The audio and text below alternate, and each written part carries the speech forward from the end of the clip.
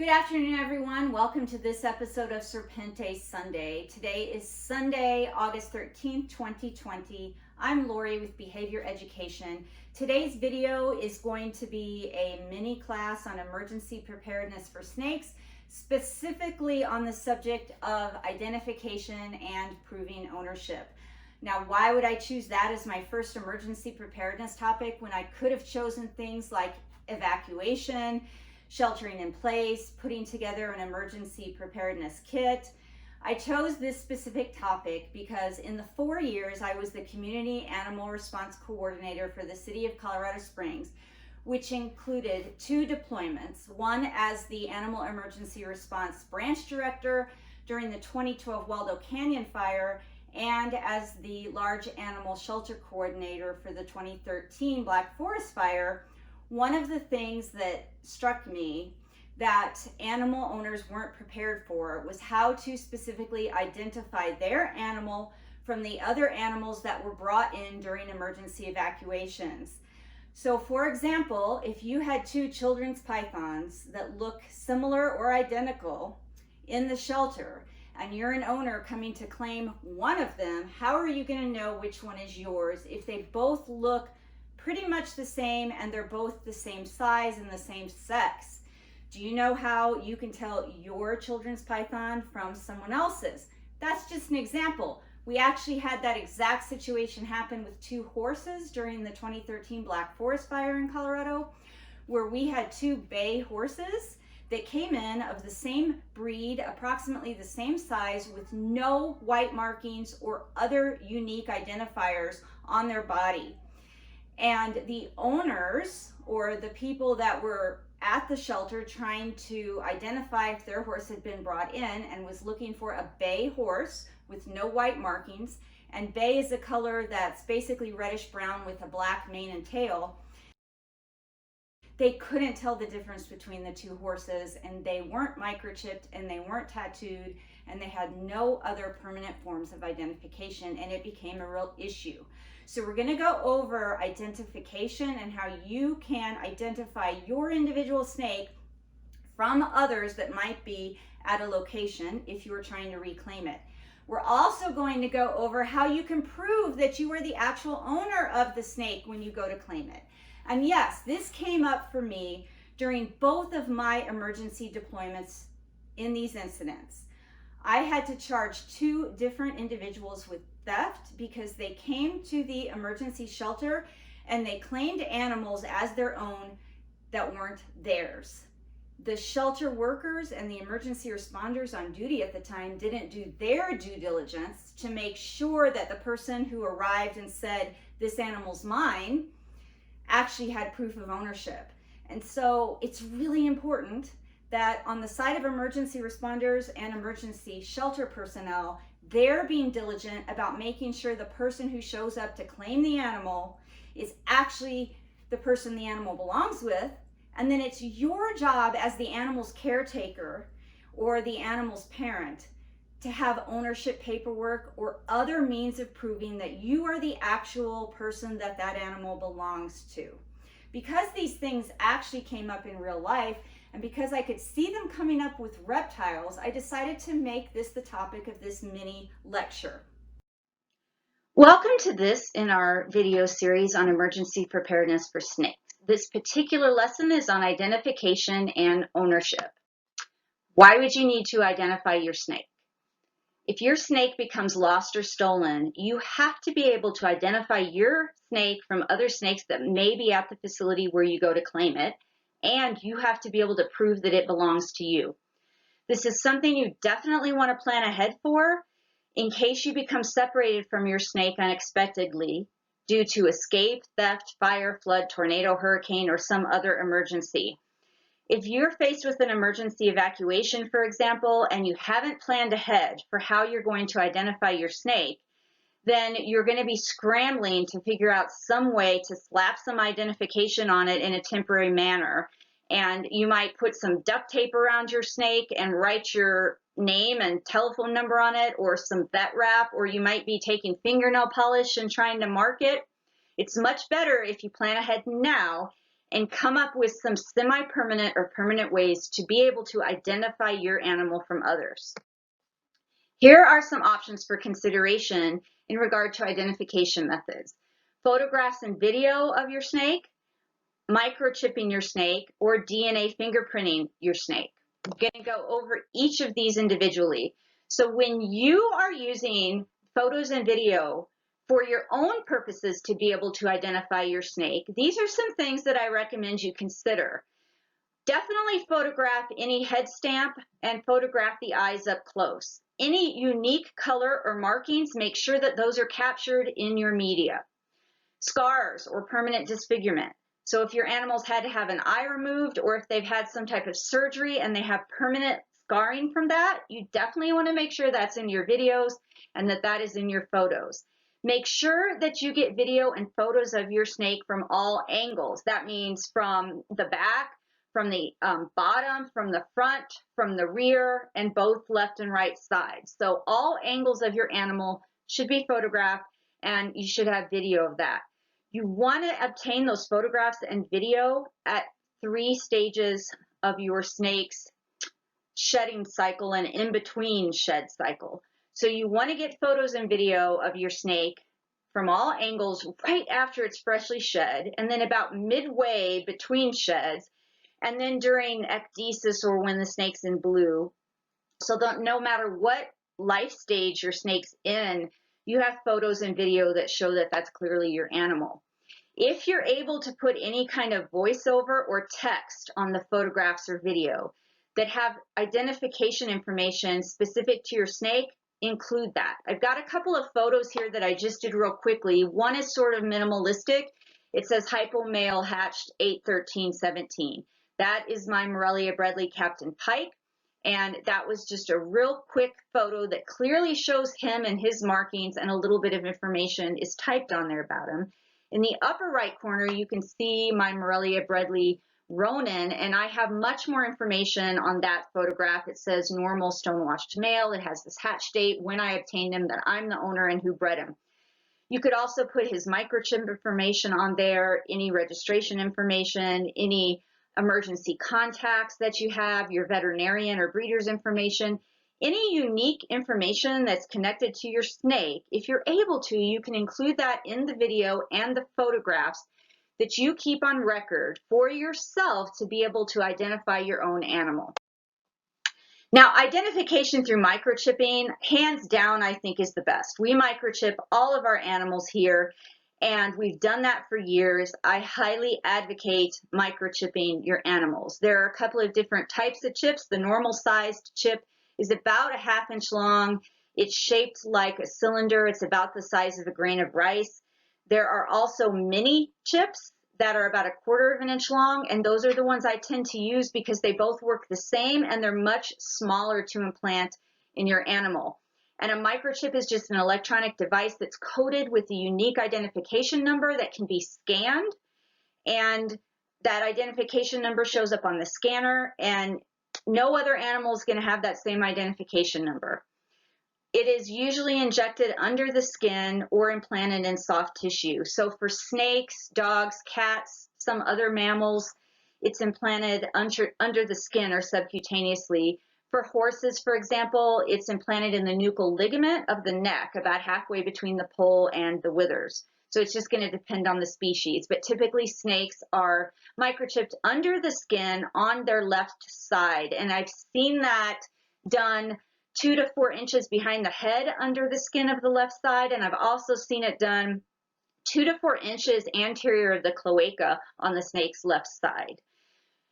The chip lasts for about 25 years, or the life of the animal. Some of my animals have been chipped their whole lives. I've never had a chip malfunction or stop working. I have had chips migrate. And so here at our animal sanctuary, for example, if someone finds a lost or stray animal and they ask us to scan it, I typically scan the entire animal just to be on the safe side. Even though there are specific locations, say the left side of the snake, or for the horse, it's the left side of the neck, halfway between the poll and wither in the nuchal ligament. For dogs and cats, it's usually under the skin between the shoulder blades. Those chips can migrate. And sometimes people implant them in the wrong place to begin with. And so I just scan the whole animal just to make doubly sure that I'm not finding a chip. There are a couple of video links here that I will put in the YouTube description that you're able to click on and watch videos of snakes being microchip implanted. It's very easy to do. They do not have to be sedated or anesthetized. It's just like getting a vaccination or other injection right under the skin. It's generally painless and very, very quick. DNA fingerprinting is something that's relatively new, and the only company that I am personally aware of that does this is Rare Genetics, Inc. And it's a unique way that you can identify your snake by sending in a snake's shed. They will do DNA analysis on it and put your snake's DNA information in a database so that now you have a unique way to be able to identify your animal. As far as I know right now, this is just being done with pythons and boas, but please contact Rare Genetics, Inc. I'll put the link in the video description to find out more about this service, how it's done, how it works, and if they're able to do other species. It's relatively inexpensive. And when I say relatively inexpensive, I think around $50. The microchipping, by the way, is really inexpensive. If you do it yourself, you can do it for as little as $10 to $30, and that includes the microchip registration. If you have your veterinarian do it or another professional do it, you may have to pay a little bit more to have that implanted, but it's still so reasonable when it's good for the lifetime of the animal, and it's such a good way to be able to identify your animal. Now let's talk about proving ownership. Now, why might you have to have things to prove that you own the snake? Why can't you just walk into a shelter or to an emergency evacuation center or to a police station and say, that snake you found is mine, and have them give it to you? Well, believe it or not, people, especially during emergencies and disasters, take advantage of those situations and will try to claim animals that aren't theirs. In both of the emergency incidents that I've worked, I have had to file 2 theft reports because people other than the owners came and claimed animals as their own. Now, that was a crime for sure, but part of that responsibility also is on the authorities and the shelter workers that gave that animal up without doing their due diligence to prove that the person claiming the animal was theirs was the actual owner. So here are some ways that you can prove legal ownership of your snake: photographs and video, microchip registration, and other paperwork. Unfortunately, with snakes, in most states, there isn't one single document that is issued by government authorities that says you're the owner of this snake. With dogs, a rabies certificate is a good way to prove ownership, and sometimes you have like a UKC or AKC or other registry document that says this is a registered dog and you're the owner. With horses, there are brand inspections. The state of Colorado and some other states has a brand inspection, and that document is actually your legal proof of ownership. To my knowledge, there isn't anything like that for snakes, and so you're going to have to build a case for yourself based on the totality of documentation that you have to prove to authorities that you're the legal owner of that snake. First of all, media, so photos and video. When you're using this to prove ownership, you definitely want photos and video of you with your snake. The more, the better. So the more photos and video you have of you in your home with recognizable backgrounds in an environment that's unique to you, with you and your snake together, the better. You can consider including other family and other pets in the video or photos as well. Just anything that starts to build a picture that, yes, this animal is my family member. It belongs with me. And look, I have photos and video of it from the time it was a baby all the way up until adulthood. These are all in my house. It's me with the snake. It's my other family members with the snake. Clearly, it's my snake. Over a prolonged period of time is good. And obviously with your snake at various life stages is good as well. Proving ownership through microchipping, again, this is great, but you have to register the chip. So many people microchip their animals and then don't register the chip. They think, oh, it has a microchip in it now, I'm good. But you have to register that chip with a pet recovery service or a microchip registration service. What is going to happen if you don't do that? And I, as an emergency responder, find your snake. I scan it. I get a microchip number. I put it into the universal microchip lookup, which is free and online, and anyone can use that. I check all of my animals' microchips at least once a year through that database just to make sure that they're still working and it's still coming up in the registry. You're going to put the chip number in. If it's an unregistered chip, it's going to say who manufactured the chip, and that's it. So then that leaves me as an emergency responder to calling the chip manufacturer and seeing if they have any information as to who they sold that chip to. If they sold it to you as an individual, that's a shortcut. But let's say they sold a whole lot of those chips to a veterinarian or to a shelter or to a breeder, and that's who chipped your animal. Then now I'm having to call that veterinary office and say, I found an animal with this chip in it. Do you know whose animal this chip belongs to? If you register your chip to you, that cuts out all of that investigative work, and you're going to be reunited with your snake a lot faster. If you transfer ownership of your snake, or if someone transfers ownership of their microchip snake to you, you need to transfer the registration. So you and the other person that this transfer is occurring between need to contact the pet recovery service or the microchip registration company and make sure that the ownership information gets changed over. You want to make sure that you put that chip number on all veterinary records, on any photos and video you have of the animal that you're using for ownership or identification purposes, for enclosure cards, ID cards, breeding records, feeding records, shed records, any records you keep on that animal where you would normally put like a litter number or a clutch number and the animal's details. You also want to include the microchip information. And I'm a huge advocate for microchipping animals. If you guys are watching this and have more questions specifically about microchipping, I am happy to do an entire video about that. All right, paperwork. Let's talk paperwork now. Paperwork can be anything with that animal's information on it and anything unique to that animal and your information on it, your personal information or any information unique to you on that paperwork together. So it could be purchase receipts, it could be shipping records, customs paperwork, court records. Let's say you were awarded custody of that snake in a divorce, you're going to have court records that say that, keep those. Any breeding records. If you've had genetic testing done on your snake, like DNA fingerprinting or sex determination testing, which here's an example in the upper right of a certificate that I have on my corn snake Tuvok from when he had genetic sex determination testing done. That's an example of paperwork that's got his unique information connected to mine. Any veterinary records, and I don't mean medical records you keep at home, I mean records at your veterinarian. Your veterinarian is obviously going to know you are the owner of that snake because you've had that snake in maybe for routine exams, fecal checks, radiography, ultrasonography, blood work. Anything like that is going to have all of your snake's information on it along with yours, and your veterinarian is going to be able to say, yes, Lori owns this snake. She had him in for ultrasound. She had him in for radiographs. We've done lab work on him. She does annual fecal checks on him. This is absolutely her animal.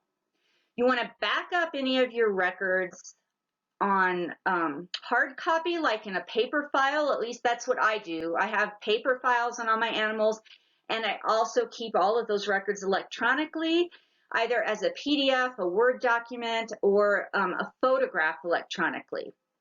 So you want to store them wisely and store them in more than one place. If you have electronic records, I like to upload them into some kind of web-based system so that if my house burns down and I lose all of my computers and flash drives and portable hard drives and everything, that I can go to my cell phone and look up my snake's information on a web-based service on the internet, or I can go to any library where I can access internet on a computer and look up my snake's information. You want to back up any DNA database information, any microchip or pet recovery information, any veterinary paperwork. If it's sent to you electronically, print it out and also keep a hard copy. If you only have a hard copy, take a photograph of it and keep it in your phone or keep it in a web-based system. It's also not a bad idea if you want to keep hard electronic copies. So for example, if you do want to keep things on a portable hard drive or a flash drive, that you send that to a trusted person out of your area. So for example, if I have all of my animals' information on a portable hard drive here in Colorado, I'm going to make a copy of that and send a portable hard drive to, say, my parents in Illinois, and they have it as well. That way, the chances of a disaster happening in Illinois at the same time as one happening in Colorado are going to be rare, and if all of my records get erased, they still have a copy. So just choose wisely when it comes to how you're going to back up your records, and do keep records, because all of these things in total, photos and video, microchip or other registry information, and any paperwork you have is going to build a picture that says, yes, clearly this person owns this snake. She has this history with the snake. She has all this documentation. Clearly the animal's legally hers. And it just, the authorities are going to look at the totality of the circumstances and say, yes, I'm comfortable releasing this animal to her because she has all of this information to back up that the animal's hers. So in conclusion, here are some things to remember. If you become separated from your snake due to an emergency, disaster, theft, or because your snake escapes and somebody just happens to find it and turn it in, you have to be able to identify your snake from all of the other snakes that might be at that collection facility or that shelter or that police station. And you have to be able to prove that you own that snake to authorities or rescuers, or you may not be able to get it returned to you. If you have any questions about this or anything related to this, please don't hesitate to contact me at behavioreducationllc@gmail.com or through my website at behavioreducation.org. Everybody, thank you so much for watching. I hope that you found that informative and helpful, and I hope that you start making plans right now on how you can identify your snake and how you can start compiling proof of ownership for your snake. I wanted to share one other story with you that occurred during the 2012 Waldo Canyon Fire. When I was inspecting our small animal shelter, which included dogs, cats, and exotic animals, I noticed that emergency personnel were putting every turtle that came into the shelter into the same swimming pool. So it was extremely hot outside, and before we had facilities where we were able to move animals inside, there was a small baby pool set up under a tent, and every turtle that got brought in was put into that baby swimming pool. And I thought at the time, how in the world are you going to identify each individual turtle and who it belongs with? This should have never happened from the start. And so there were many lessons learned on our side as emergency responders during that incident, as well as lessons learned that owners should be keeping in mind if they think that they're going to become separated from their reptile or other animal for any reason. Thank you so much for watching, and until next time, please remember to always be kind and love your animals.